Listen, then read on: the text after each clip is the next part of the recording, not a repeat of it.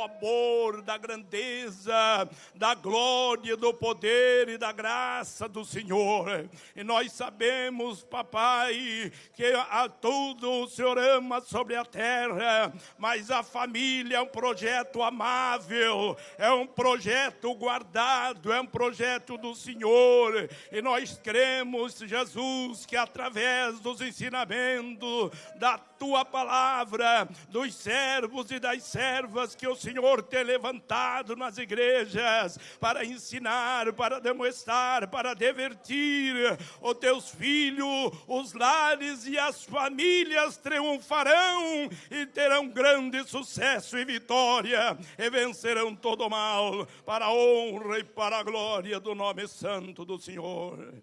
Amém, Jesus. Deus abençoe. Meus irmãos, eu vos saúdo com a paz do Senhor. Podeis sentar, por gentileza. Antes de nós entrarmos na palavra do Senhor, propriamente dita, eu quero usar alguns minutos do meu tempo para agradecer ao Senhor por mais uma oportunidade que Ele nos concede de estar na sua casa, chamada Casa de Oração, para junto com os irmãos adorar, bendizer e enaltecer ao nome daquele que vive e reina para todo sempre, o nosso Senhor e Salvador Jesus Cristo.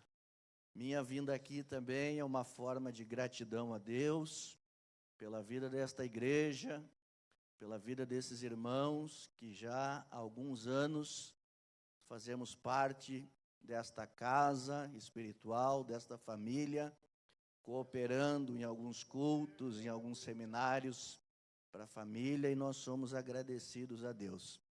Meu agradecimento também aos irmãos que oraram por mim. Há 2 anos, 1 ano e pouco, fui acometido de enfermidade, tive que fazer um transplante renal, e 2 dias após o transplante, tive um infarto também, no quarto, saindo da UTI, e alguns meses depois colocamos 4 pontes de safena. E foi um grande milagre que Deus fez na minha vida, e a minha vinda aqui também é forma de agradecer a oração dos irmãos. Muito obrigado por vocês que oraram por mim. E eu costumo dizer que se o Senhor me deu uma nova chance, alguma coisa eu preciso fazer, né? Tem alguma coisa ainda para fazer para Ele, e eu sou grato a Deus. Querido pastor José Vargas, sua esposa, obrigado pela recepção. Pastor José Vargas não vai lembrar, mas há muitos anos atrás, não vamos falar tanto, muitos anos, né? O senhor era pastor lá do Distrito Ilhas. Quantos anos isso? 15? Por aí, né? De 12, 13, 15 anos. E nós começávamos, né, a visitar alguns distritos.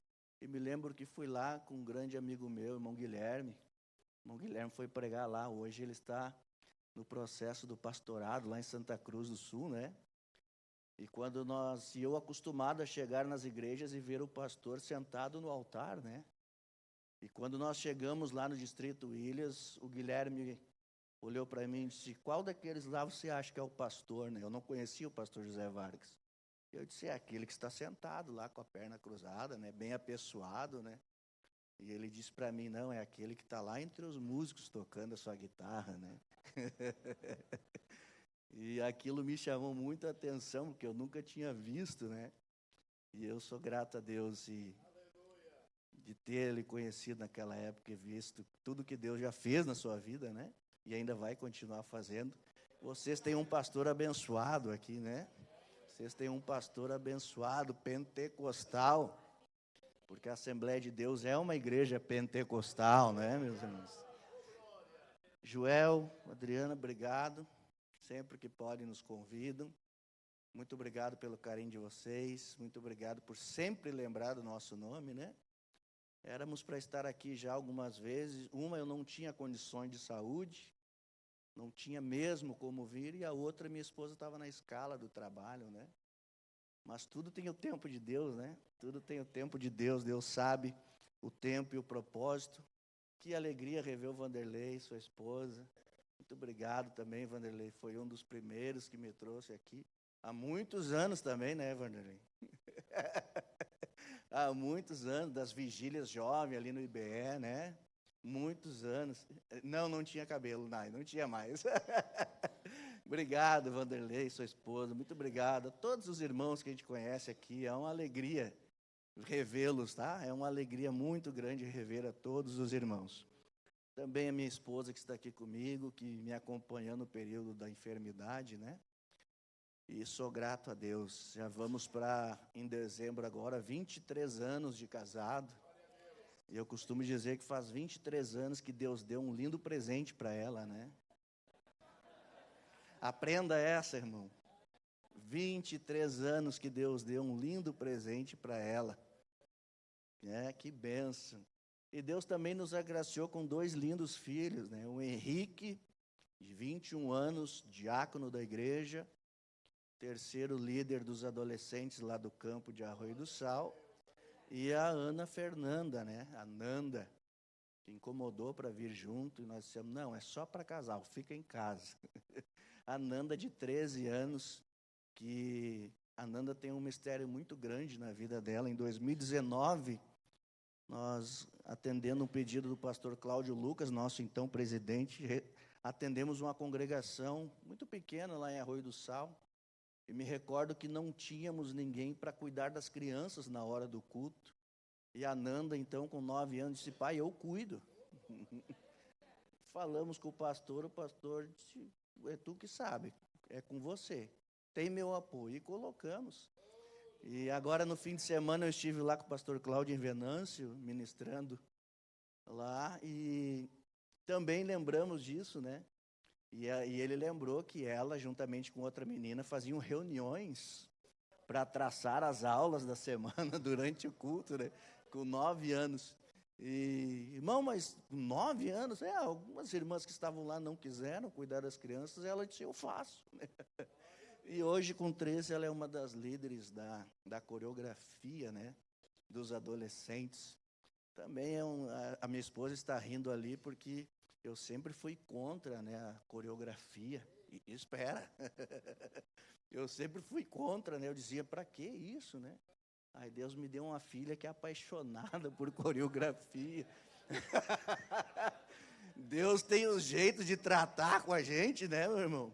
Deus tem o seu jeito de tratar. Vem cá, olha aí um presente que eu vou te dar, né? E aí eu fico lá olhando, e ela me mostra os hinos. Pai, o que o senhor acha dessa letra? Vamos, tá bom, pai. E ela é uma das líderes lá. Então é bom, e hoje, com a graça de Deus, posso dizer que eu e a minha família servimos ao Senhor. E somos gratos a Deus por isso. Meus irmãos, vamos ler uma palavra de Deus, como base para nós iniciarmos. Vamos falar sobre o casamento, do propósito de Deus, né? Gostaria que você abrisse a sua Bíblia no Evangelho de Mateus, no capítulo 19. Vamos ler apenas o versículo 6. E vamos compreender algumas coisas juntos com a palavra de Deus. O Evangelho de Mateus, no capítulo 19. Vamos ler este grande mistério, né? Saudar também a dupla de cantores, né? Que benção, Deus abençoe vocês também, em nome de Jesus. E como eles comentaram aqui, né? Quem são uma só carne, né? Vamos entender esse mistério de sermos uma só carne. Todos encontraram, pode dizer amém?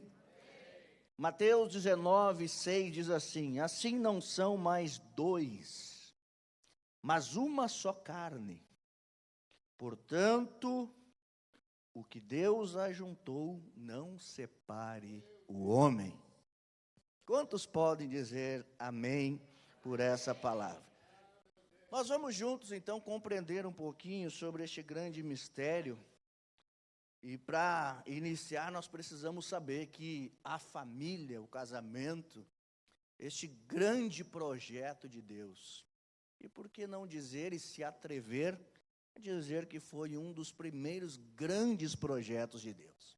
Antes mesmo de formar a igreja, de criar a igreja, o Senhor formou a família. E que lindo é esse mistério. Eu falava esses dias lá na nossa sede, pregava sobre a diferença e o conceito, o que identifica uma igreja e o que conceitua uma igreja. Eu falava que a nossa placa da nossa querida Assembleia de Deus, exposta lá fora do nosso templo e de todos os templos, esta placa ela não nos define, ela nos identifica. O que nos define como igreja é o que está acontecendo hoje aqui. Um conjunto de famílias reunidas para adorar a Deus. Essa é uma das definições de igreja. Um conjunto de famílias que se reúnem em um templo para adorar a Deus. Então isso define família, isso define igreja, mas a placa lá fora nos identifica. Então nós somos um conjunto de famílias adorando a Deus aqui como igreja no templo da Assembleia de Deus, que isso é maravilhoso. Nós precisamos entender também que essa família, ela possui alguns princípios, e eu estudando essa semana, me privei e me apeguei mais a dois princípios, que é o princípio do individualismo e da unidade. O que é o princípio do individualismo?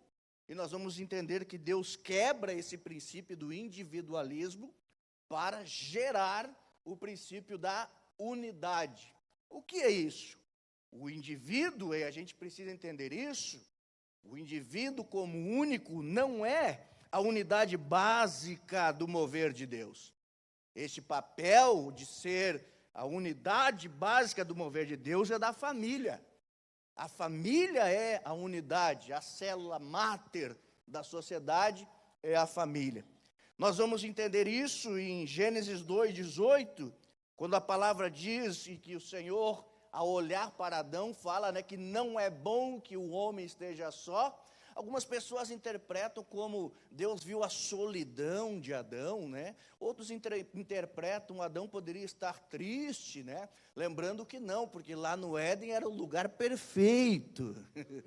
Era um lugar perfeito, igual o céu onde nós vamos morar, onde não há tristeza, não há dor, não há lágrima, não há choro. É só glorificação e exaltação ao nome do Senhor, 24 horas por dia. Então, quando Gênesis 2:18 vai falar sobre que não é bom que o homem esteja só, não fala sobre a solidão de Adão, a tristeza de Adão, não. Aqui, literalmente, Deus quebra o individualismo. Por que o individualismo? Ele deixa de Adão ser um indivíduo, apenas um indivíduo, e vai passar agora, junto com a sua mulher, a ser uma unidade, e nós vamos entender isso.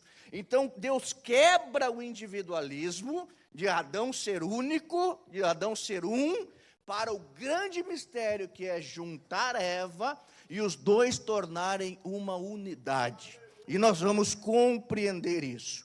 Então, o propósito de Deus sempre foi a família, e não o homem individual. O propósito de Deus não era o individualismo. Por quê? Porque ao trazer a mulher para ser auxiliar, para ser ajudadora, e nós vamos entender isso um pouquinho mais para frente, para ser a sua auxiliadora, para ser a sua ajudadora, então ele quebra o individualismo de um homem só para formar uma unidade. Para ser dois, ser apenas um. O que significa esse princípio da unidade? A unidade, se nós formos ver o conceito, ele se baseia, ele se junta a duas ou mais pessoas que vivam no mesmo propósito, que têm o mesmo sentimento, a mesma intenção e a mesma linguagem. Mas quando a gente vai para a etimologia dessa palavra unidade, que vem lá do latim, que é unitas, significa, pastor José Vargas, é indivisível. E aqui nós estamos falando já que a minha família, a sua família, ou o meu casamento e o seu casamento, no propósito de Deus, ele é indivisível. Não há separação. Conforme nós lemos em Mateus capítulo 19, versículo 6, palavras do Senhor: o que Deus ajuntou, não separe o homem. O que Deus uniu, ninguém pode separar. O que Deus uniu, ninguém tem este poder para separar. A unidade, o princípio da unidade, onde duas pessoas que vivam no mesmo propósito, onde duas pessoas tenham o mesmo sentimento, a mesma intenção e, por que não, a mesma linguagem. O princípio da unidade, ele também é evidenciado em Gênesis 1:28. Por quê? Porque lá em Gênesis 1:28, você pode abrir a sua Bíblia se você quiser, mas eu vou ler aqui para a gente entender junto. Lá no livro do Gênesis, no princípio, no capítulo 1 e no versículo 28, e Deus os abençoou, e Deus lhes disse: frutificai e multiplicai-vos, e enchei a terra. Como pode um único indivíduo ser fecundo e se multiplicar? Conseguimos entender por que a quebra do individualismo? Como pode um único indivíduo crescer, se multiplicar, recebendo a ordenança do Senhor de encher a terra? Era necessário um casal. Para colocar o propósito de Deus, do crescimento, da multiplicação de pessoas, o individualismo deveria ser quebrado. E foi quebrado quando o Senhor, colocando um sono profundo em Adão, lhe concede a sua auxiliadora, a sua ajudadora. E é interessante que Adão recebeu o presente do Senhor, né? Vocês já notaram que Adão logo foi tomando posse? Quando ele acorda do sono, né? Foi Adão que disse: ela é minha. Ela é osso do meu osso, carne da minha carne. Ele já foi dizendo: agora separa, pai e mãe, vem tudo para cá, deixa ela junto comigo. E foi tomando posse da bênção do Senhor. Tome posse da tua bênção nessa noite. Então era necessário um casal para quebrar o individualismo e dar o princípio, iniciar o princípio da unidade. Nós vemos também algo importantíssimo em Gênesis 2:18, algo que é evidenciado também, não somente no mundo em que estavam convivendo, mas também no mundo espiritual e no mundo familiar. Gênesis 2:18, e disse o Senhor, né? Não é bom que o homem esteja só, falei uma adjuntora, havendo, pois, o Senhor Deus formado de toda a terra do animal, e ali vai indo, né? E ele vai tomando posse, e ele vai se juntando, e ele continua através da palavra do Senhor, onde Adão diz: deixará o homem, já falamos sobre isso, né? Ambos estavam nus, o homem e a sua mulher, e eles não se envergonhavam. Não havia o espírito, e não havia esta malícia, que é um problema terrível, na mente do homem, na mente da mulher, a ponto de que eles não se envergonhassem. Mas também o papel do homem e o papel da mulher, o papel que Deus estabeleceu para o homem no jardim do Éden, papel esse que era lavrar e guardar. E a gente às vezes fica, né? Eu já ouvi, e esses dias, né, a gente conversando, falando, né? Às vezes a gente fala assim, né? Quando eu chegar no céu, eu quero pegar quem inventou o trabalho, né? Quando eu chegar no céu, a primeira coisa que eu quero saber, quem é que inventou o trabalho aí? E eu vou dizer para você, foi Deus, né? Quando Deus colocou Adão lá no Éden, né? A gente acha que Adão ficava lá no jardim, na rede, se balançando, né? em berço esplêndido. A Bíblia diz que foi colocado lá para lavrar e para guardar o jardim. Para lavrar e para guardar. É claro que o trabalho lá no Jardim do Éden não lhe causava cansaço, não lhe causava calo nas mãos, não lhe causava fadiga. Isso começou a acontecer depois da queda. Como consequência da queda, veio o cansaço, veio a fadiga, as ervas daninhas começaram a nascer. E Deus também, além de dar o homem para lavrar e guardar, e a mulher como auxiliadora e idônea. E trazendo isso para o casamento, eu entendo que é como se Deus já estivesse preparando o homem, porque lavrar fala de sustento, de ser o provedor da sua casa.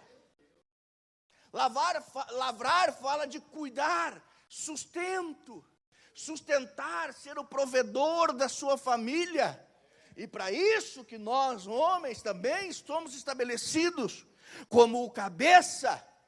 Tem gente que acha que cabeça é o que manda, é o que dá ordem, mas não, ele literalmente fala sobre sustento, sobre provisão.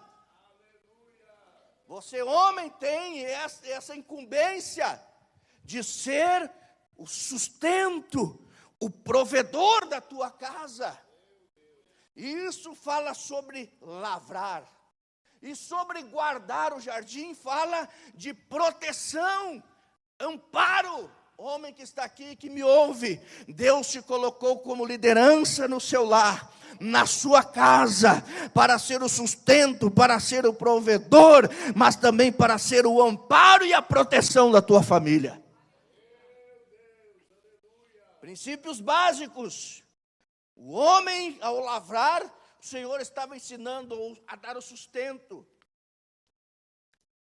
a ser o provedor, e guardar a proteção, a amparo. A mulher com duas características também: auxiliadora e idônea. Auxiliadora não parte do princípio apenas de ajudar, auxiliar. Quando a Bíblia fala auxiliadora, fala que ela é parte fundamental do processo. Porque às vezes auxiliador, ajudador, dá a ideia apenas, vai só colaborar, vai estar ali apenas, lá no trabalho, o ajudante, aquele que alcança peça. É aquele, que o profissional está ali, ele é a parte importante do processo, e tem alguém apenas ali para ajudar. Mas quando nós vamos para a família, para o casamento, esse auxiliador abre um leque extraordinário. Não apenas de ajudar, de cooperar, mas preste atenção nisso, de ser parte fundamental do processo do casamento. Então você, esposa que me ouve, falei antes com os irmãos e agora com você não é apenas uma ajudadora, uma auxiliadora, não é apenas trazendo para a nossa linguagem, para você ficar entregando as peças para o profissional, Não, você é a parte fundamental do casamento. Sem você não haveria casamento. Então não se menospreze. Não se deixe ser menosprezada, porque você, irmã que me ouve, você, grave bem essa palavra, você é parte fundamental do processo. E nós vamos provar isso com a palavra idônea. Auxiliadora, parte fundamental e idônea. Na palavra ali, idônea significa a altura. Fala sobre mesma natureza. Por isso que Deus colocou o homem acima dos animais. E por isso que Deus disse para Adão, dê um nome. E eles vão ser sujeitos a vocês. Mas quando se trata da mulher, não. Por quê? Porque Deus está dizendo, ela tem a tua altura. Ela está aqui agora com a sua mesma natureza. E vocês dois unidos. O princípio da unidade, nasce esse grande projeto de Deus, chamado casamento. Quantos podem dizer amém por isso? O casamento também, e não se assuste, ele tem um terceiro elemento. É o esposo, a esposa, mas tem um terceiro elemento. E o nome desse terceiro elemento é Deus. O cordão de 3 dobras. Deus é o terceiro elemento do casamento. Ele também é a parte fundamental. Ele também é. Porque você vai entender e notar que lá no Éden, eu anotei isso que o Senhor me deu, era uma família perfeita, num lugar perfeito e com um Deus perfeito. Que maravilha é entender isso. Uma família perfeita. Por que perfeita? Porque foi criada por Deus. E tudo que Deus faz é perfeito. Diga amém. Amém. Uma família perfeita. Antes do pecado, Deus criou perfeito. Num lugar perfeito, o Éden, e com um Senhor perfeito, Deus, não tinha como dar errado. Não era para dar errado. Gênesis 3:8 fala sobre esse terceiro elemento. E esse terceiro elemento fala que na viração do dia, Deus vinha ter comunhão com Adão e Eva. Então eu ouso dizer para os irmãos que o casamento necessita e claro que precisa ter Deus para ser completo. Porque Deus não apenas os colocou num lugar perfeito e disse, fiquem aí. Porque todos os dias, na viração do dia, Deus descia ao jardim para ter esse contato. E aqui nós conseguimos entender que esse contato não era apenas um dia esporádico, né? Porque quando a gente fala sobre comunhão, porque o que Deus queria ter com o casal que Ele criou era comunhão. Então não era um princípio dele, ele vinha uma vez a cada 15 dias, não. Ele vinha uma vez por mês, trazendo para os nossos dias, né, irmãos? Para a gente entender. O que Deus buscava era relacionamento. O que Deus buscava era ter relacionamento. Não vamos entrar muito nisso para não fugir, mas o relacionamento parte do princípio do ato de repetir algo, né? O ato de repetir, né? Porque é isso que significa. Então é a repetição de Deus visitando esse casal. Ele queria ter esse relacionamento, essa união, ele queria ter essa comunhão. Então ele era o terceiro elemento. E é por isso que no casamento o relacionamento é fundamental também. Por quê? Porque se a gente diz que é um ato de repetir, não, mas eu já perdoei ela uma vez. Então isso não é relacionamento, porque relacionamento é o ato de repetição. E o perdão está incrustado no seu coração. Porque o Senhor te perdoa todos os dias, todos os momentos. Mas eu já amei ela no princípio. Lembre-se, relacionamento, ato da repetição. Você precisa amá-la na segunda, na terça, na quarta, em janeiro, fevereiro, março. Quando o homem e a mulher esquecem que Jesus é um membro da família, nesse momento o casamento começa a se desintegrar. Quando a gente deixa Jesus de lado, deixa Deus de lado, tipo, né, agora vamos levar a nossa vida e deixá-lo de lado, é nesse momento que o casamento começa a se desintegrar. Tem uma imagem muito linda, não consegui trazer, do triângulo, né? Vocês já viram aquela imagem do triângulo? Na base do triângulo embaixo, né, homem e mulher, ou esposo e esposa. E na ponta do triângulo, lá em cima, Deus. Aí no triângulo, quanto mais perto de Deus o casal está, mais unido o casal fica. E no triângulo, quanto mais o casal vai ficando longe de Deus, mais distante o casal vai ficando. Procure essa imagem quando você chegar na sua casa. o triângulo, Deus na ponta do triângulo. Quanto mais longe o casal está de Deus, mais distante ele fica. Quanto mais perto o casal está de Deus, mais unido ele fica. Grave isso no seu coração. Deus é o terceiro elemento, parte também fundamental do casamento. Deus também, ele não é só o terceiro elemento, ele é o autenticador. Porque o casamento é uma união legal do casal perante Deus. E às vezes a gente esquece isso, pastor. A gente esquece de que a gente casou e que nós assumimos um compromisso. Eu assumi um compromisso com a minha esposa assumiu um compromisso comigo, claro, diante de um pastor, mas Deus como testemunha. Deus como autenticador. Então nós não podemos esquecer isso. Nós casamos diante de Deus. Sabe quando você precisa assinar um documento e alguém diz para você, você precisa autenticar essa assinatura lá no cartório. Você precisa reconhecer firma, reconhecer a sua assinatura. E é isso que Deus faz. Quando você assume um compromisso com a sua esposa, com o seu esposo, Deus está dizendo, eu autentico. Eu confirmo que eles estão unidos. Eu confirmo esta união. Eu atesto esta união. Não, mas não está dando, não está dando certo, vamos para lá. Não. Lembre-se que Deus é a sua testemunha. Deus é o autenticador da aliança que você formou com a sua esposa e com o seu esposo. Quando nós lemos Mateus 19:6, o que Deus uniu não separa o homem.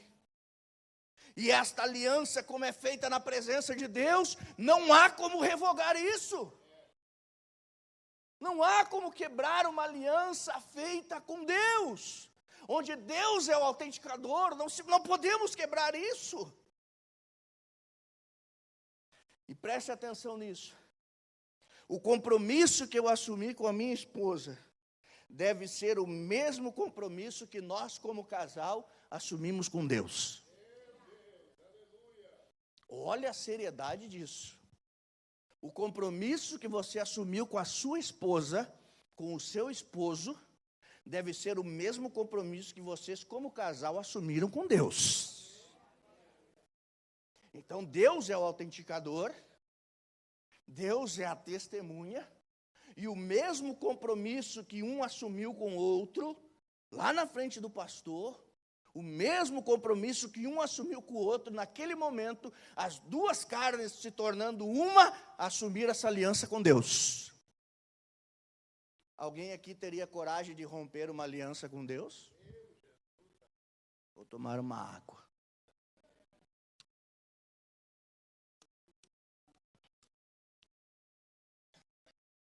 O compromisso com o trabalho você pode romper a qualquer minuto. Não quero mais. Me dê as contas. Um compromisso de um aluguel, em tempo hábil até o compromisso de uma compra, de uma venda. Você pode chegar e dizer não. Trabalhei algum tempo como corretor e eu via nas reuniões, pessoas sair da mesa da reunião e apertar a mão e dizer, a casa é minha. E os corretores mais antigos, não sei se tem corretor aqui, tem algum corretor aqui? Os corretores mais antigos dizendo assim, não comemora. Por quê? Porque no outro dia vinha a mensagem, pensei melhor, não quero mais. Então há contratos que podem ser quebrados. Não quero mais, você foi lá, né? Está alugando uma casa, não está mais satisfeito, quer voltar atrás, procurar. Mas no casamento, é um contrato para a vida toda. É um contrato para a vida eterna, para a vida toda, melhor dizendo. Porque Deus é a sua testemunha. Ele fez parte dessa aliança. Ele usou isso muito bem. E lembramos que a base de Deus ser o autenticador, a base dele ser, dentro dessa base, dessa aliança triangular, né? Isso tudo acontece por causa de uma palavrinha chamada amor. Efésios 5, 25, Paulo escrevendo a sua carta, a princesa, né, das cartas: amai vossas mulheres, como Cristo amou a igreja. E eu quero entrar mais, pastor, a fundo, ainda buscando conhecimento. Deus poderia ter usado outras comparações de Cristo com a igreja. O relacionamento do pai com a filha. Deus poderia ter chamado a igreja de filha. Deus poderia ter chamado essa igreja: eu sou o pai e você, igreja, é a filha. Mas note a importância do casamento, que em todo tempo ele chama a sua igreja de noiva. E aos que entram dentro da escatologia entendem isso. Aos que entram na parábola das 10 virgens entendem isso e compreendem isso. Então Deus sempre usou esse relacionamento, ou esse exemplo, essa comparação, a comparação do homem e da mulher formando o casal. Ele diz: é a mesma de mim com a minha igreja. É o mesmo relacionamento. E ele diz: é o mesmo amor. E que responsabilidade está sobre nós? Amar a minha esposa como Cristo amou a igreja. Tito 2:4 diz: para que as mulheres mais experientes ensinem as mulheres mais novas a amar seus maridos. O amor como base. E para que maior exemplo de 1 Coríntios 13, né? Eu quero ler também, você não precisa abrir. Aleluia, a Bíblia está se abrindo nessa noite, de uma forma linda. 1 Coríntios 13:4, né? O amor é sofredor, é benigno, o amor não é invejoso, o amor não trata com leviandade, não se ensoberbece, não se porta com indecência, não busca os seus interesses. O amor não se irrita, não suspeita mal, não folga com injustiça, mas folga com a verdade. Tudo sofre, tudo crê, tudo espera, tudo suporta. O amor nunca falha. A base de tudo isso deve ser o amor. E como é bom saber que há alguém em que você ama. E como é bom quando o amor está como base de um relacionamento. Um princípio lindo da parte do Senhor. A família, ela tem um Criador. E só pode definir algo quem criou este algo. Só pode conceituar quem é o Criador. Quando eu crio algo, pastor José Vargas, eu tenho o poder e o direito de dar o nome àquilo que eu criei. O direito é meu, porque eu criei. E o nome e a definição, sou eu quem dou. Quem é o criador da família? Quem é o criador da família? É Ele quem define o que é família. Eu vou entrar num assunto aqui, mas não se assuste. O Estado não tem poder para redefinir família. Porque a família é antes do Estado. Homem nenhum tem poder de redefinir família. Porque quem criou tem esse poder de dizer o que é família. Deputado nenhum tem poder, nem em força de lei, nem em projeto de lei, nada de redefinir aquilo que ele não foi capaz de criar. E Deus, como Criador, Ele definiu o que é família. O homem, a esposa e sua prole. O homem, a mulher e sua descendência. E ninguém pode mudar isso. Quem está entendendo, irmão, isso? Por que não tem poder para mudar? Porque não foi você que criou. Não, pensando melhor, vamos redefinir isso. E hoje eu quero fazer uma redefinição aqui na Safira. A partir de hoje, isso aqui não é mais cadeira. Agora nós vamos chamar isso aqui de balde, poste. A partir de hoje, isso aqui também é uma cadeira. A partir de hoje, sabe esse aparelho que gira e faz vento? Isso também é cadeira. Eu não tenho esse direito. Eu não tenho esse poder, porque eu não sou o criador desse objeto. Não fui eu quem o criou. Não fui eu que criei. Se eu não criei, eu não posso redefinir o que é isso. E é por isso que a fúria do inimigo está grande contra a família. É por isso que a fúria do inimigo está grande contra o casamento, querendo redefinir aquilo que Deus já definiu. E ninguém toca naquilo que Deus criou. E pela palavra eu quero falar para você que ninguém toca naquilo que Deus definiu. Ele definiu. Não vamos aceitar. E essa é a nossa briga, pastor José. Nossa briga é essa, que nós não vamos aceitar. Nós temos um documento aqui, que define para nós. Ele nos deixou escrito um documento que nos atesta e que nos prova o que é a família. A nossa briga não é com pessoas. A nossa luta não é contra pessoas, eles parecem que não entendem isso. A nossa luta é que nós não vamos aceitar que redefinam algo que não foi eles que criaram. E eu estou disposto de lutar a unhas e dentes para que ninguém mude isso. E eu sei que aqui também tem pessoas dispostas a isso. Ninguém pode mexer. Ninguém pode redefinir o termo família nem o termo casamento. Não fique em silêncio. Vai chegar a hora de você tomar posição. Vai chegar a hora de você vai ter que se posicionar. Vai chegar. Mas nós aprendemos com Deus. O que é? Ele deixou mais algumas coisas ditas. Como Criador. Que o casamento também é heterossexual. Ele deixou. E ele tem esse poder. Ele também deixou. O casamento a gente sabe que é monogâmico. Irmão Fernando, mas né, lá não vamos entrar, né?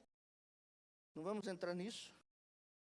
O casamento também é sagrado. Não é um evento qualquer, é sagrado. E se alguém quiser quebrar isso, eu quero ler Mateus 19:8. Também não se assuste, tá? Versículo 8 diz assim: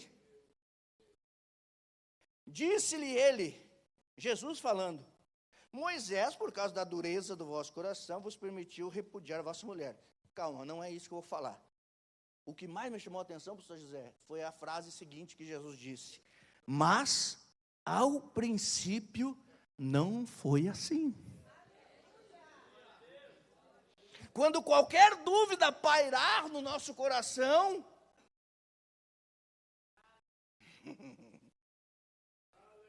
aleluia, quem pode adorar ao Senhor? Isso é palestra para casais, mas eu sinto a presença do Senhor aqui. Oh, aleluia. Os fariseus, né? Isso vai falar o quê? Moisés permitiu, né? Ele disse, por causa da dureza, né? Do coração de vocês. Mas essa frase para mim é fundamental, pastor. Mas lá no princípio, não era assim. Sabe o que ele está dizendo para nós? Quando vinham essas ideias, né? O que você pode dizer? Mas no princípio, não era assim. Ele está lembrando os fariseus, eu que criei. Ele está lembrando os fariseus, eu estava lá, façamos. Quem pode dar glória a Deus por isso? Ele está lembrando os fariseus, eu estava junto, façamos, eu estava lá. Então, né, vocês, agora é desse jeito, né? Sim, é nós, agora é nós dois, né? Não, é nós duas, vamos lá, vamos todos nós, né? Vamos, opa, o que houve? No princípio não era assim. No princípio era assim. No princípio era o que a Bíblia diz, não o que eu acho, não o que eu penso, não o que, aleluia, não o que o programa fala, não o que o noticiário fala, não o que o Plim Plim fala. No princípio não era assim. Ele está nos dizendo: volte ao princípio. Volte ao início. Ele estava dizendo para os fariseus: lembra de quem criou, lembra de quem formou, lembra!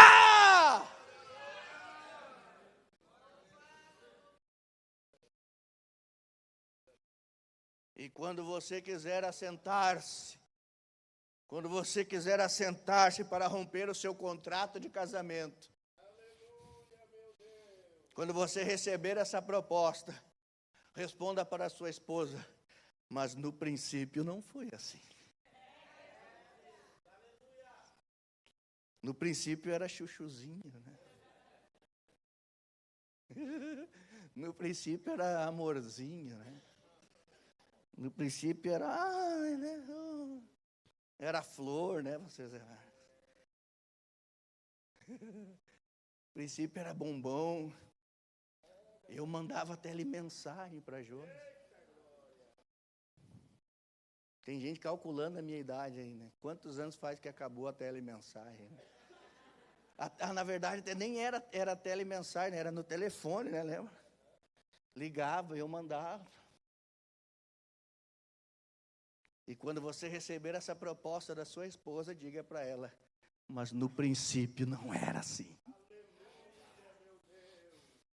Sempre quando quisermos quebrar algo, quebrar essa aliança, lembramos que no princípio não era assim.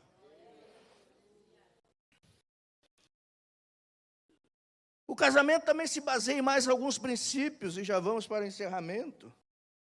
Não, estamos indo, e começando. Vamos lá, mais alguns princípios básicos, né? Já falamos do amor. A importância do amor. O irmão cantor perguntou para a esposa, né? E ela já falou que te ama hoje, né, irmão? Por gentileza, fala mais alto para que todos te ouçam.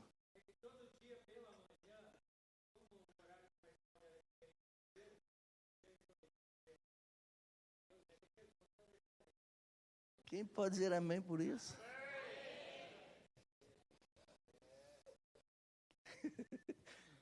Quem aqui falou hoje para a esposa, varão, que ama ela? Não, os homens primeiro. Homens que falaram. Eu não falei hoje. Não posso mentir? Só porque eu estou palestrando, eu não posso mentir. Não, eu falei. Não falei. Hoje eu não falei. Mas não terminou o dia ainda.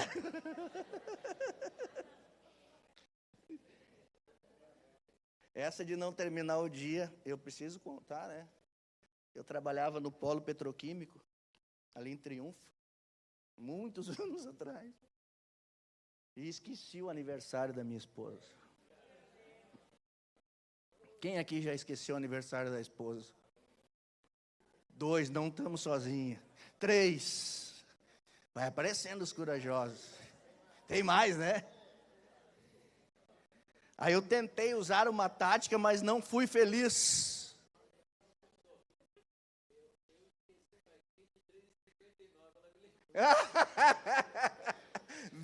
No último minuto da prorrogação, ela disse: é agora.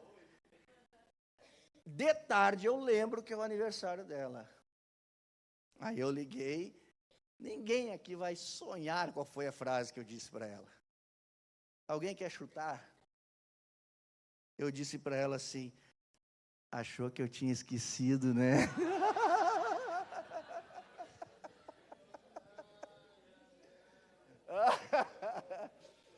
Achou que eu tinha esquecido, né?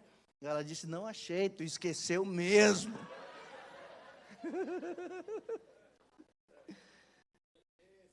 Que situação. Já aviso aos irmãos, se você esquecer, essa frase não surte efeito. Na minha mente, achei que ela dizia: ai, que lindo, né? Mas não fui feliz.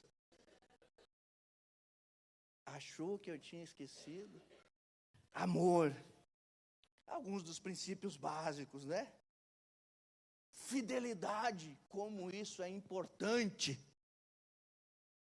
Dentro do casal é necessário por demais a fidelidade. Porque senão, meu Deus do céu. Eu tenho que pensar aí para falar. O Covid me deixou meio, né? Porque se não há fidelidade, há pecado. Eu preciso falar? Senão não durmo de noite, Jesus não deixa. E não quero voltar lá para a mesa do hospital também. Eu preciso falar, né? Então depois ele me cobra, né? Porque se não há fidelidade, há pecado. Porque se não há fidelidade, há traição. Se não há fidelidade, há pecado. Nós precisamos ser fiéis. Fidelidade não é só também no relacionamento. Fidelidade no amor, fidelidade no respeito, na compreensão. Nós precisamos ser fiéis. Nós precisamos ter confiança. Nós precisamos ter confiança. Confiar no outro. Nós precisamos ter essa confiança. Nós precisamos entender isso. E confiar é o tempo que nos faz confiar. São as atitudes que nos faz confiar. É a maneira como nos tratamos, é a maneira como levamos o tempo. E essa confiança, ela também não pode ser quebrada, porque é como um cristal. A confiança, ela é como um cristal, que se quebrada, cuidado.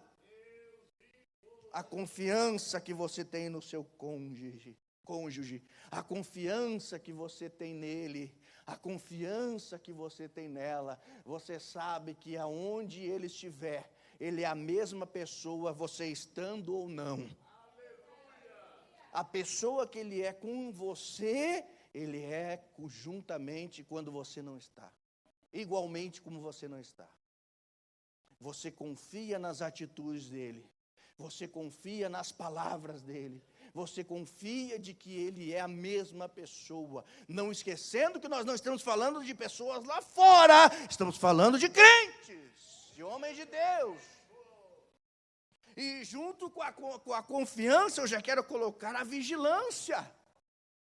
Porque o que tem a ver confiança com vigilância? E eu preciso tocar numa ferida aqui. Não alimente o ciúme da tua esposa. Aleluia. Não alimente o ciúme do teu esposo. Não cutuque. Eu costumo dizer, graças a Deus, eu e minha esposa temos isso muito bem controlado sobre ciúmes. Porque nós entendemos que se eu tiver, preste atenção nisso, se eu tiver um ciúme excessivo sobre a vida dela, eu estarei duvidando que a minha esposa é uma serva de Deus. Pare um pouquinho e pense. Se ela tem um ciúme excessivo de mim, porque o ciúme nada mais é do que a base da desconfiança, ela está desconfiada de que eu sou um homem de Deus. E nós estamos tratando aqui com homens e mulheres de Deus. Com homens e mulheres de Deus. Então não alimente o ciúme. E é por isso que homem casado não tem amiga. Eita e mais ninguém. É por isso que homem casado, né? A vigilância. Não curte foto de mulher sozinha. Não comenta. Linda. Que amor. Que beleza. Não alimente. Depois a mulher vira onça e reclama. Quem mandou você alimentar? Esses dias conversando, né? A gente sabe das coisas, né? Mas, né? Era só minha amiga, minha mulher fez pouco ainda. Como amiga. Tua amiga é tua esposa. Que beleza é a tua esposa. Linda é a tua esposa. Bebê, né? Bebê. Isso tudo que eu estou falando é coisa que a gente vê. Da mesma forma, a irmã. Não cutuca o ciúme do teu esposo. Olha aqui o que o pastor falou, há poucos dias tratou um casal com esse problema. Isso. Meu Deus. Todos ouviram? A esposa disse, pode falar, irmão. Olha aí, ó. Falou para o pastor. Ele não fala essas palavras lindas para mim, que sou a esposa dele, que durmo com ele, que faço o alimento dele, que lavo as roupas, que cuido dos filhos, que ajudei a criar os filhos. Para mim ele não fala, mas lá no Instagram ele falou para ela. Exemplos aqui que o pastor está falando. Muito cuidado no alimentar. Não alimente o ciúme da tua esposa. Não dê razão. Seja limpo. Seja transparente. Eu gosto muito de uma frase que eu li essa semana. Não tinha lido ainda nada sobre isso. O casamento é transparente. Eu nunca tinha lido essa frase. O casamento é transparente. É por isso que você tem que ter a tranquilidade. Se a tua esposa disser, me empresta teu telefone para me ligar, está aqui. Não, fala o número aí que é o disco aqui.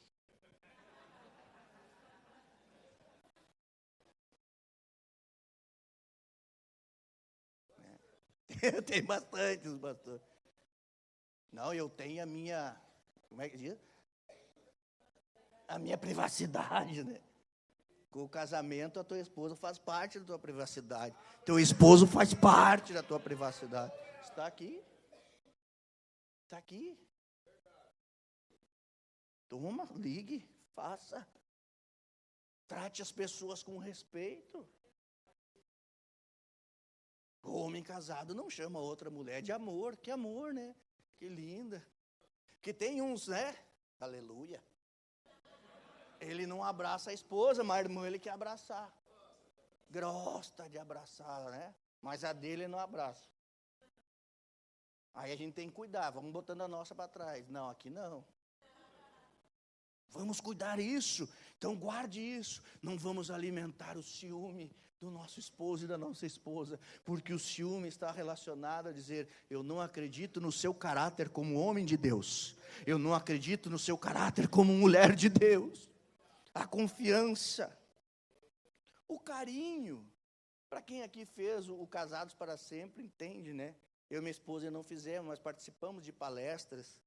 E quando fala sobre a linguagem do amor, né? A minha esposa não gosta de carinho. Ela não gosta, ela chega a fazer assim. Tem mais alguma irmã assim aqui? Não. Nenhum. A mãe do irmão. Alguma irmã não gosta de carinho? Só tu, Josi. Quando a gente faz assim, ela chega a se entortar, né? Aí nós fomos fazer, né, a linguagem do amor. Qual é vai entender as mulheres, né? A linguagem do amor dela é serviço. Se ela chegar em casa do trabalho e eu lavei a louça e varri a casa, é melhor do que um carinho. Olha aí, ó. Começou a aparecer mais. É. Tem mais, tem mais. As irmãs não fizeram ainda, né, a linguagem do amor, né? Descobrir qual é a linguagem, né? Que não gosto, mas para ela, o carinho que ela gosta de receber, varrer uma casa, lavar a louça para ela, fazer algo, né? A minha é ganhar presentes. Eu amo ganhar presente, eu amo, eu gosto, né? Todo mundo. Então a gente precisa entender e compreender o que agrada. Isso faz parte do casamento. Nós também precisamos ter um período de intimidade.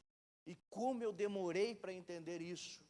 Você queria, olha, 23 anos. Eu sei que tem gente aqui com mais de 40 anos de casado, né? 50, né? Muita experiência. Mas eu com 23 anos eu demorei muito.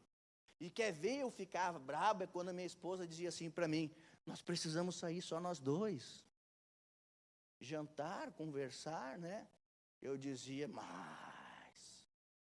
E deixar meus filhos em casa?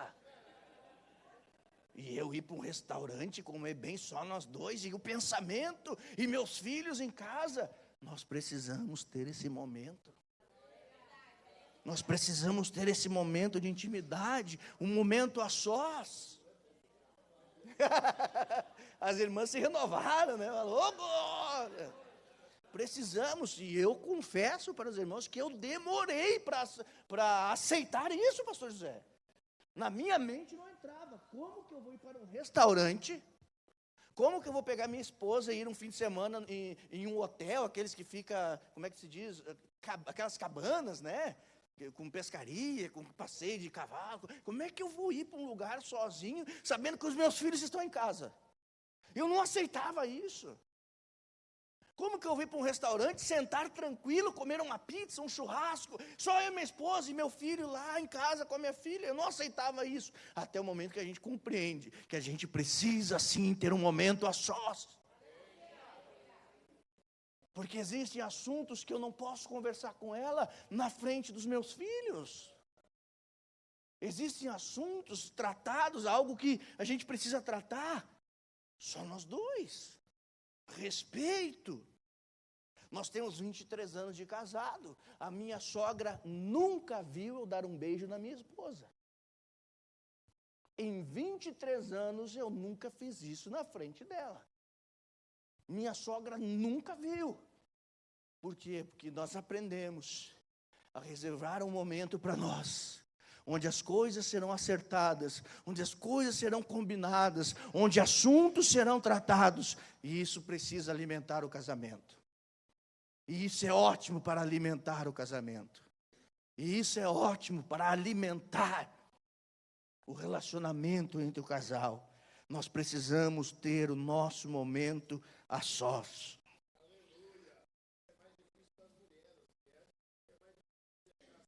É, né? As mulheres não aceitam deixar o... Mas faça isso para você ver que bom que é. Que maravilha que é. Como é bom ter um momento a sós para conversar, rir. Você vai ver como é bom isso. O quanto vai fazer bem para o seu casamento. Nós precisamos ter diálogo. Como eu vou saber do que minha esposa gosta ou não gosta se eu não conversar com ela? Mas também precisamos ter muito cuidado no diálogo, porque incrustado ao diálogo, junto ao diálogo, tem o respeito, pastor José Vargas. Porque tem aquele que diz assim, né? Eu falo mesmo, né? É o meu gênio, é assim. Não, com perdão, irmão, não é o seu gênio, você é mal educado mesmo. Não, eu tenho um gênio forte, eu falo assim mesmo. Não, não é o seu gênio, é falta de educação. Porque existem palavras que machucam mais do que um tapa. Eu já disse palavras para minha esposa que anos depois que eu nem lembrava mais ainda está. Porque existem palavras que descem para o coração. Existem palavras que entram aqui e saem aqui, mas existem palavras que são como facas pontiagudas que descem ao coração e que criam feridas,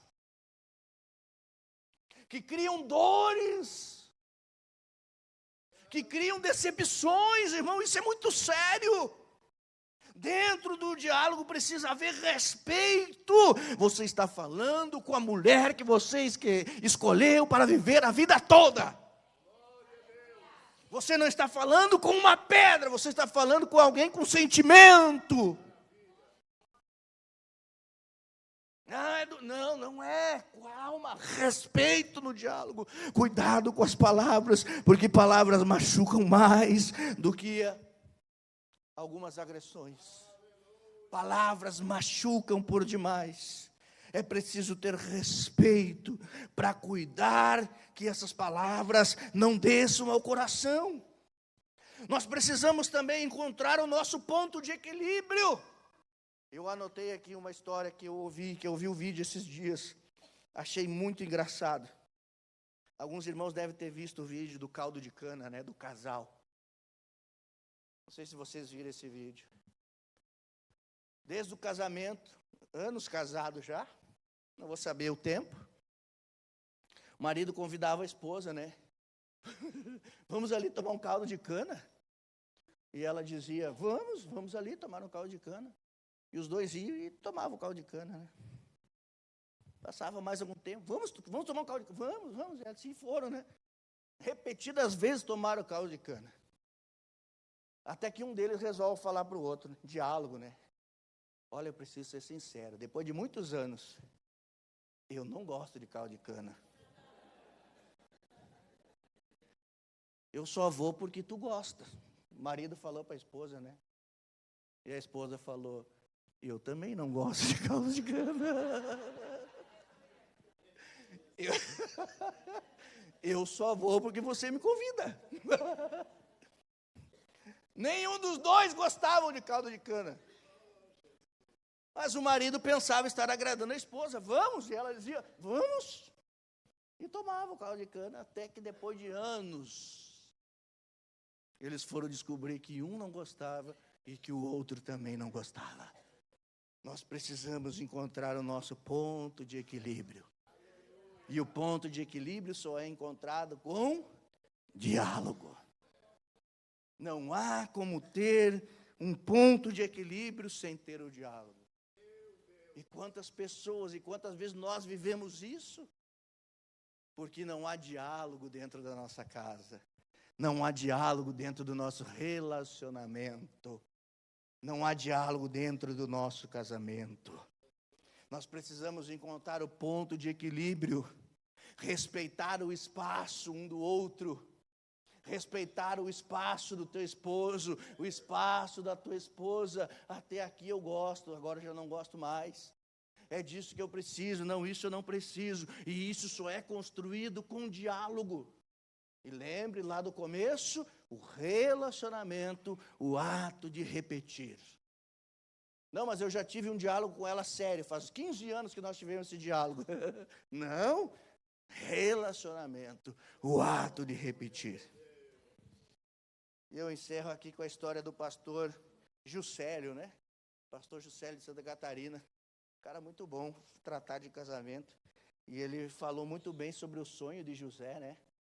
Que no sonho que Deus deu a José, o pai dele era o sol e a mãe era a lua. Lembram disso? Eu tive um sonho, né? O sol e a lua, as estrelas, né, se prostravam. E ele falou muito bem, né? Por que o homem é o sol e por que a mulher era a lua, né? E ele tem essa palestra muito boa, tem no YouTube essa palestra. Ele falando que o homem é o sol, né? O sol sempre é sol, né? Toda a vida ele é sol. O sol tem a forma dele, a temperatura dele, e pode passar o ano que for, ele está ali. O sol é... E a mulher é a lua, dele explicava, né? Por que lua, né? Porque são as fases, né? Lua tem fases. Muito boa, nunca tinha ouvido isso. Pastor Juscelio, né? Juscelio. Né? Não podemos se apoderar daquilo que não é nosso, né? Eu ouvi dele, procure lá. A mulher é a lua, foi o sonho que Deus deu. Eu vi o sol e a lua. A mulher tem fases, né? E ele explicava que às vezes a mulher vai dormir, né? À meia-noite ela diz assim, estou com vontade de comer um pudim de morango. Tem pudim de morango? Tem? Não? Tem? Um mousse. Mousse de morango. Isso às 23h59. No outro dia, depois do trabalho, às 6 da tarde, você traz o mousse de morango, ela diz, mas eu queria de abacaxi, né? Já mudou a fase. De morango ela queria ontem, né? Mudou a lua, ele explicando isso muito bem, muito boa essa palestra. Já mudou a lua dela, ontem ela queria morango, hoje ela quer, né? Outro sabor, né? E a gente precisa compreender isso. Que o homem, se ele gosta de arroz, feijão, batata frita, com 1 ano de casamento, com 50 anos ele vai gostar, mas a mulher não. A mulher possui as suas fases, né? E nós precisamos compreender as fases da mulher. Tem uma irmã pentecostal ali. Nós precisamos entender as fases. A fase do sorriso, a fase da brabeza, né? A fase da ira, a fase da dúvida, da incerteza. E nós precisamos aprender a lidar com isso. Nós precisamos compreender e entender lidar com isso. Anote isso, grave, procure lá esse vídeo, é muito bom para a gente entender sobre relacionamento. Meus irmãos, vamos nos colocar em pés. Eu quero fazer uma oração. E esse é o nosso casamento no propósito de Deus. Eu quero fazer uma oração. E com esta oração eu devolvo o microfone aqui de direito. Mas, sempre que eu ministro para a família, eu faço isso. Acho que eu já fiz aqui na Safira, né? Hoje eu não vou orar por ninguém. Não sei se os irmãos lembram que eu faço isso. Quando eu ministro para casais e famílias, eu não oro por ninguém. Eu não vou orar pela sua família. Os irmãos se assustam, né? Por que não vai orar?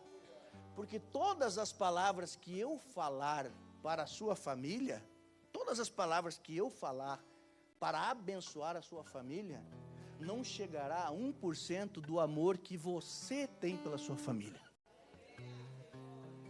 Mas então quem é que vai orar pela minha família? Você, olha aqui, ó. Você vai orar pela sua família? Vocês conseguiram entender isso? Todas as palavras que eu usar aqui para abençoar você, eu não vou conseguir chegar a 0,01% do amor que você tem pela sua família. Você mãe sabe, você pai, todas as palavras lindas que eu usar aqui, eu não vou chegar nem a 0,01% do amor que você tem pelo seu filho. Então você vai orar pelo seu casamento. Você vai orar pelos seus filhos. Mas irmão, eu não sou obreiro. Irmão, eu não sei. Sabe? Você vai abençoar o teu casamento. Irmã, você vai abençoar o teu esposo. Esposo, você vai abençoar a tua esposa. Vem cá, Josi, vamos orar juntos. Eu gostaria que você pegasse na mão do teu esposo, da tua esposa. As irmãs que estão sozinhas, que o esposo estão trabalhando, não puderam, também fiquem juntas. Juntos, irmãos, vamos juntos, né? Orar e abençoar. Eu vou orar pela minha esposa vai orar por mim. E você vai fazer o mesmo aí onde você está. Quem pode dizer amém por isso? Nosso Deus e nosso Pai. Eu estou aqui, Senhor, com a minha esposa. 23 anos, Senhor, de união, de lutas, de batalha, de dificuldades. Mas 23 anos de muito amor. 23 anos de respeito, Senhor. 23 anos de busca da perfeição ao teu lado. E eu sou grato a Deus pela vida dela, Jesus. Por tudo que ela fez por mim no período da enfermidade. Por tudo que ela fez por mim, Senhor, nesses 2 anos de dificuldade, de dor, de lágrima, de incerteza sobre minha vida.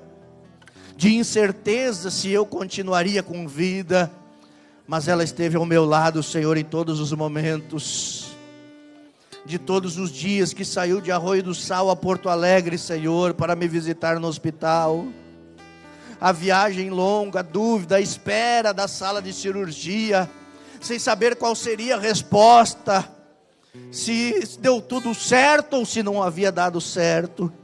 A dúvida, a incerteza, tenho certeza, Senhor, que foram horas angustiantes, mas ela não me abandonou, esteve ao meu lado e eu sou grato, Senhor. Eu te agradeço pelos 2 presentes que o Senhor nos deu. Eu te agradeço pelo Henrique, Senhor, meu filho. Eu te agradeço pela Ana Fernanda, Senhor, minha filha. Eu te agradeço, Senhor, por eles trabalhar na tua obra. Eu te agradeço por ele se empenhar na tua obra. Eu te agradeço, Senhor, por tudo que o Senhor fez, pela minha casa, pelo meu carro, pelo emprego, pela vida, pela saúde que o Senhor restaurou, pela saúde da minha esposa, pela saúde dos meus filhos. Eu te agradeço, Senhor, pelo emprego da minha esposa, pelo emprego do meu filho. Eu te agradeço, Senhor, pela minha filha ser estudiosa, pelo seu estudo. Eu te agradeço, Senhor, pela vida, pelo dom da vida. Mas principalmente, Senhor Jesus, eu te agradeço pelo dom da salvação. E muito obrigado, Senhor, por hoje eu poder declarar para o mundo todo ouvir que eu e a minha casa servimos ao Senhor, que eu e a minha casa te servimos. Senhor, muito obrigado por esse momento. Agora também te peço, Senhor, te agradeço, Jesus querido, te agradeço, Senhor, pela vida de todos os casais que aqui estiveram conosco, por todos os casais que aqui estão, um orando pelo outro, um abençoando o outro. Muito obrigado, Jesus, por esse momento, em nome de Jesus e em nome de Jesus. E como ainda falta 2 horas para acabar o dia, diga para a sua esposa e para o seu esposo que você a ama e que você o ama. E se você quiser, aplauda o nome do Senhor.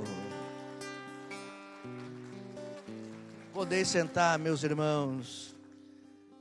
Minha esposa me mostrou, a irmã Miriam, né?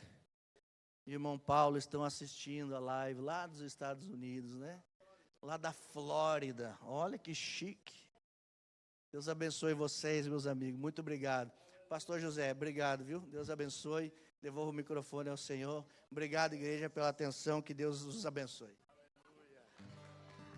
Que bênção! Que maravilha! Quantos querem que o pastor Fernando retorne aqui, amém? Olha aí, ó, viu? Em nome de Jesus, vai ter que terminar essa palestra, e tem muita coisa ainda ali, né? Ah, é pena que a hora voa muito depressa, pena mesmo.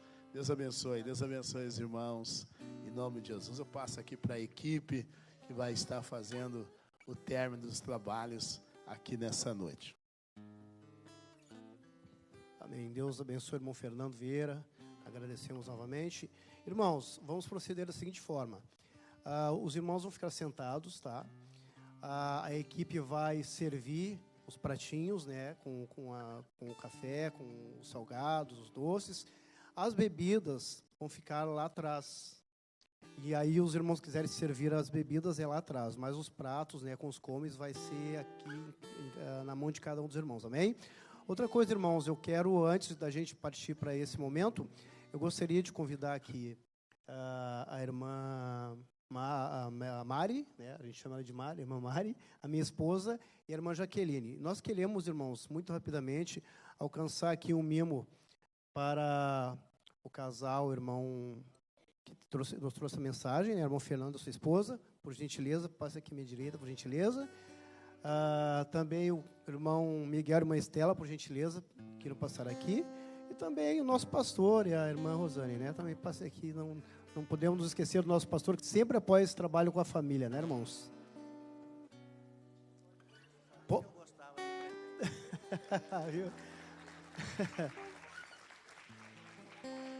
Nós precisamos de alguém para fotografar aqui esse momento. Elias, cadê o celular aí, Elias? A Abigail vai tirar essa foto aí. Mais uma salva de palmas, irmãos. Amém?